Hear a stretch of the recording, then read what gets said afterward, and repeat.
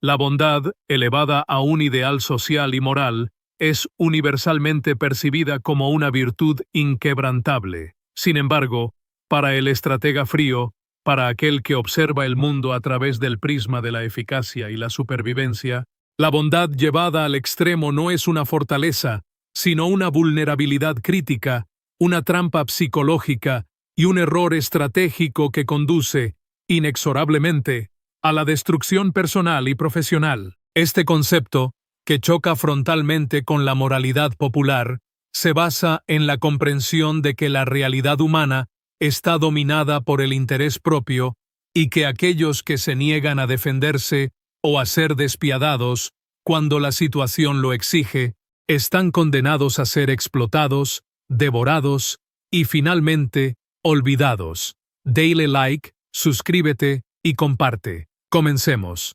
Ser demasiado bueno en el juego del poder, los negocios o las interacciones sociales es el equivalente a desarmarse en un campo de batalla. La bondad excesiva invita al abuso, anula la capacidad de negociación firme y, lo que es peor, crea la expectativa de sacrificio constante en el benefactor, agotando sus recursos y su voluntad. Este análisis disecciona 9 formas en las que la bondad desmedida se convierte en el peor enemigo de la propia prosperidad y fortaleza. El primer factor destructivo es la creación de depredadores, convertirse en un objetivo blando. En el reino social y económico, la debilidad es un olor que atrae a los oportunistas.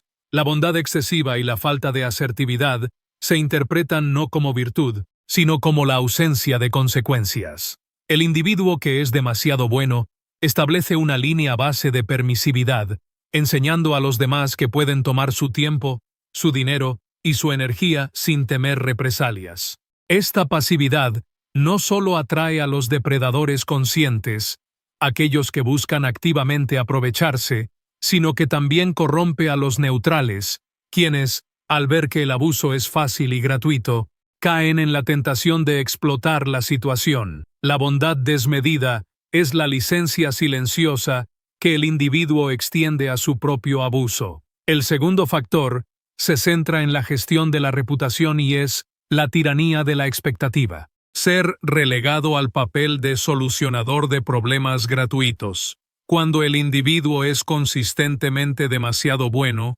su valía se devalúa al nivel de un recurso gratuito. Su ayuda, sus favores y su generosidad dejan de ser vistos como actos extraordinarios de gracia y se convierten en una expectativa ineludible. Esto crea una tiranía de la cual es casi imposible escapar. Si el individuo bueno se niega a ayudar en alguna ocasión, es instantáneamente percibido como egoísta o traidor, mientras que el individuo que siempre ha sido firme y que excepcionalmente ayuda, es visto como un héroe. La bondad excesiva establece un listón insostenible para la propia conducta, forzando un ciclo de sacrificio sin fin. El tercer factor destructivo es la erosión del poder negociador. Anular la capacidad de poner límites firmes.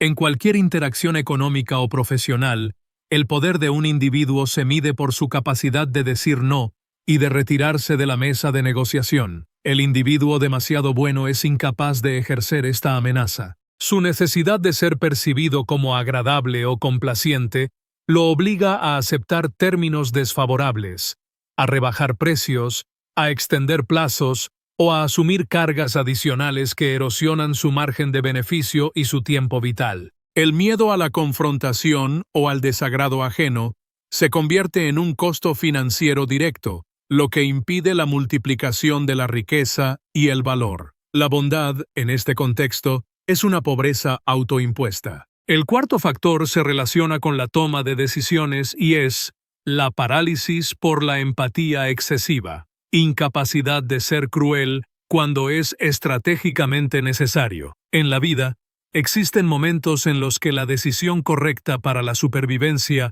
o el crecimiento de una empresa, un proyecto o una familia es intrínsecamente dura. Despedir personal, liquidar un activo sentimental, rechazar un proyecto ruinoso que apoya a un amigo. La persona demasiado buena se paraliza ante el dolor anticipado de la otra parte. La empatía descontrolada nubla el juicio estratégico y lleva a mantener situaciones insostenibles por miedo a herir sentimientos, lo que conduce a un daño mucho mayor a largo plazo, la quiebra, la pérdida de mercado o el fracaso del proyecto. La bondad excesiva se convierte en la lápida de la efectividad. El quinto factor es una guía para el manejo de los recursos y es el drenaje silencioso de la energía, el agotamiento de la fuente sin recarga. La bondad constante es una sangría de recursos emocionales, temporales y financieros. El individuo bueno siempre está disponible para escuchar, para aconsejar, para hacer un favor o para solucionar el error de otro. Esta provisión constante de valor hacia el exterior, sin una estrategia de recarga o reciprocidad firme, conduce al agotamiento crónico. La energía y el enfoque, que deberían estar dirigidos a la propia construcción de la grandeza, se desvían para mantener el bienestar y la conveniencia de los demás. Con el tiempo, el individuo se vacía, dejando tras de sí una cáscara de potencial desperdiciado. El sexto factor destructivo aborda la gestión de la verdad y es la incapacidad de la crítica constructiva. Mentir por complacencia. Ser demasiado bueno significa que el individuo teme ser el portador de las malas noticias o de la crítica necesaria. Por miedo a dañar el ego o a ser desagradable, se abstiene de dar retroalimentación honesta y directa que el interlocutor necesita para mejorar. En lugar de enfrentar la verdad difícil, se opta por la mentira cómoda, halagos vacíos, promesas vagas.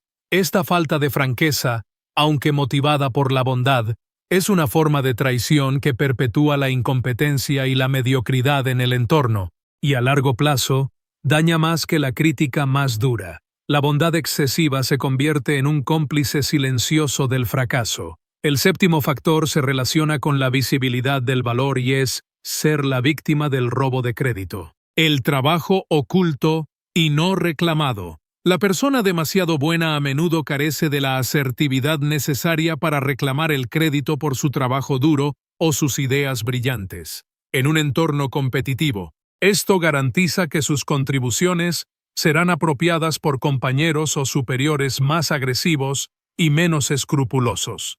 La bondad dicta que el resultado es lo que importa, no quien recibe el aplauso. La realidad del poder dicta que el crédito es el combustible para el ascenso, la negociación salarial y la acumulación de influencia. Al no reclamar el crédito, el individuo bueno cede su capital político a otros, volviéndose invisible y, por lo tanto, fácilmente descartable. El octavo factor es una guía de la autopreservación y es el olvido del yo. Poner las necesidades de otros siempre por delante de las propias. El núcleo de la bondad excesiva es la negación sistemática del interés propio. El individuo bueno está programado para priorizar constantemente las peticiones, las crisis y las necesidades de los demás, relegando sus propios objetivos de salud, desarrollo, descanso y ambición a un perpetuo segundo plano. Esta inversión de prioridades garantiza que la vida del individuo se convierta en una reacción constante a las agendas ajenas, sin tiempo ni espacio para forjar su propia grandeza. La bondad excesiva, en su forma más pura, es un suicidio lento del potencial personal. Dale like, suscríbete y comparte. Finalmente, el noveno factor es la máxima traición estratégica y es la ceguera ante la maldad. Negarse a creer en la intención destructiva ajena. La persona demasiado buena opera bajo la premisa de que todos son inherentemente buenos, o, al menos, tienen buenas intenciones. Esta ceguera lo hace profundamente vulnerable a la traición, el engaño y la manipulación deliberada. El estratega frío asume que el ataque vendrá y se prepara para él. El individuo bueno se niega a ver las señales de advertencia, a veces incluso justificando la maldad ajena. Esta incapacidad de aceptar que existen personas con intenciones puramente destructivas garantiza que, cuando el golpe llega, es sorpresivo, devastador y fatal para la posición del individuo. En conclusión, la trampa de la bondad no radica en el valor ético de ser amable, sino en la destrucción estratégica que ésta trae cuando es la única fuerza rectora de la vida. Para sobrevivir y prosperar en un mundo donde la astucia y el interés propio son las divisas principales, el individuo debe aprender a reemplazar la bondad excesiva por la ecuanimidad estratégica. Esto significa cultivar la firmeza asertiva, la capacidad de decir no sin culpa, la crueldad selectiva cuando el interés propio lo exige y la conciencia constante de la maldad que espera ser explotada. La bondad debe ser una herramienta controlada y reservada para el impacto máximo, no una obligación paralizante. Solo al dominar esta disciplina puede el individuo escapar de la trampa del cordero y construir la fortaleza inexpugnable que garantiza la supervivencia y el dominio. Cuando la bondad se convierte en una obligación paralizante, despojada de propósito y cálculo, deja de ser una virtud y se transforma en una vulnerabilidad explotable. La trampa del cordero consiste precisamente en permitir que la necesidad de ser percibido como bueno eclipse la necesidad de ser firme, asertivo y autoprotector. Para escapar de esta trampa y construir una fortaleza inexpugnable, el individuo debe someter la bondad a una disciplina rigurosa. Esto implica reemplazar la reactividad emocional por la ecuanimidad estratégica. Significa que cada acto de generosidad o concesión debe estar precedido por una evaluación fría de su costo, su reciprocidad esperada y, crucialmente, su potencial de apalancamiento futuro. El estratega utiliza la bondad de manera selectiva y deliberada. Un favor importante, otorgado en un momento de necesidad crítica, genera una deuda de gratitud mucho más fuerte y duradera que 100 pequeños actos de complacencia rutinaria. El dominio de esta disciplina permite al individuo mantener límites inquebrantables. El no, firme y justificado, se convierte en una herramienta tan poderosa como el sí generoso. Al no permitir que la bondad se convierta en una sangría de recursos y energía, el individuo canaliza su enfoque hacia la supervivencia y el dominio.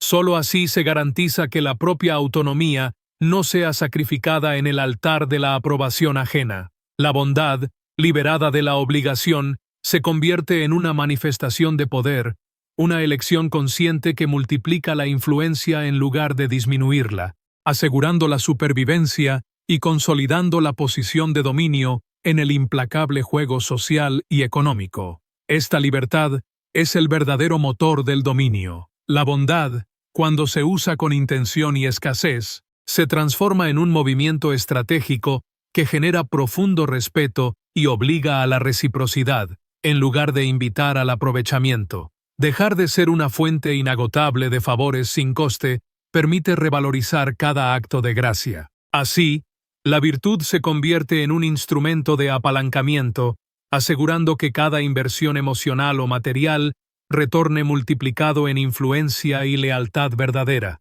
Es esta maestría en la concesión, y no la simple sumisión, la que afianza la posición de uno en la cima. Dale like, suscríbete y comparte. Hasta la próxima.